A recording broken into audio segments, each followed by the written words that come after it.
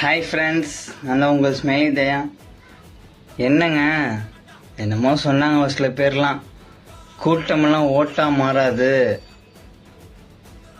தற்குறிங்கெல்லாம் எப்படி ஓட்டு போடுவாங்க, 41 பேரை கொன்னுட்டு கரூருக்கே போகாதவர், ப்ரெஸ் மீட்டே கொடுக்காதவர் 6 மணிக்கு மேலே வீட்டுக்கு போயிடுறாரு.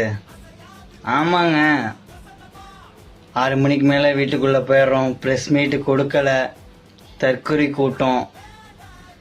ஆனால் இன்னைக்கு வரலாறு படைச்சிருக்கோங்க.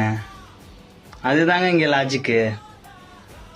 இன்னைக்கு மோசமான தோல்வியை சந்தித்த அவர்கள் தான் தற்கொலை கூட்டம், நாங்கள் கிடையாது.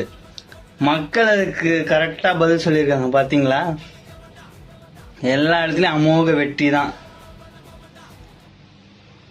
ஒன்று மட்டும் சொல்ல போனால், எம்ஜிஆரின் வழியில் முதலமைச்சர் விஜய் அண்ணா. இதுதாங்க 50 வருட திராவிட கட்சிகளின் இயக்கத்தை உடைத்த ஒரே தலைவர் தளபதி விஜய் அண்ணா மட்டும்தான். அதை எந்த கொம்பனாலும் தடுக்க முடியாது.